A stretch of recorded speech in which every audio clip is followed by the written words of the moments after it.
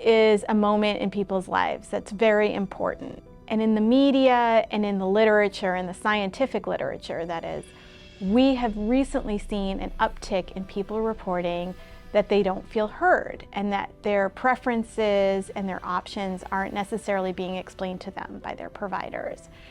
On the other hand, we have providers that often say they're doing their best to explain all interventions and medical care to patients. And so I created Choices to measure the patient experience because I felt that we needed something to objectively measure what people were saying was happening during their prenatal care and their labor and birth.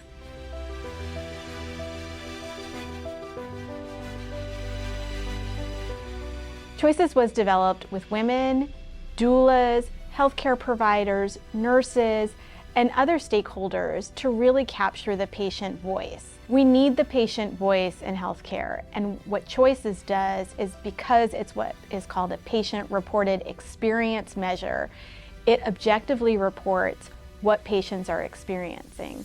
And why that's important is because there's no other metric for this. Everything else is based on healthcare outcomes, birth outcomes, like the cesarean birth rate or the Apgar scores for newborns. But what we don't capture is what women and families actually experience during their health care, and that's what Choices does.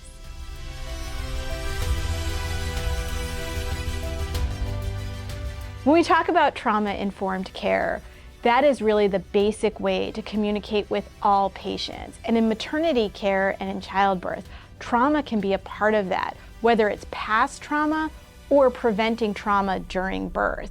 And so when we talk to patients in a trauma-informed way and we manage their care, thinking about trauma, we're able to respect their autonomy, respect their personhood, and really provide a space for them to ask questions and engage in shared decision-making. Where we'll arrive at the end of that is a place where women really feel respected, their dignity is preserved, and they are at the center of their birth with their child and their family.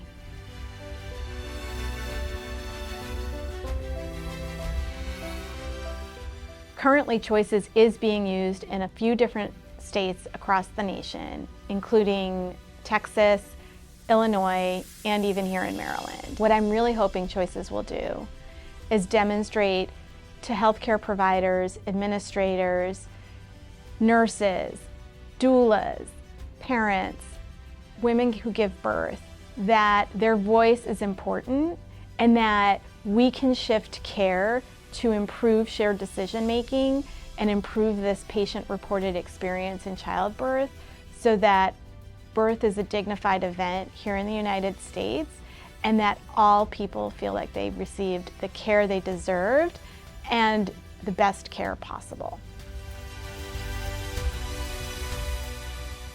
I think one of the main challenges in maternity care in the United States is that we can't really address culture and context of care in a meaningful way without the patient voice. And with using Choices, you will be able to capture the patient voice through their experience, and it can be used with any birthing person. It doesn't matter whether they had a cesarean birth or a vaginal birth. It doesn't matter whether they were induced or not induced and whether they walked in with some sort of complication. This measure can be used with all people who gave birth in a U.S. hospital. Without it, we won't be able to know how to shift the culture of care so that we're listening to patients and capturing the patient voice.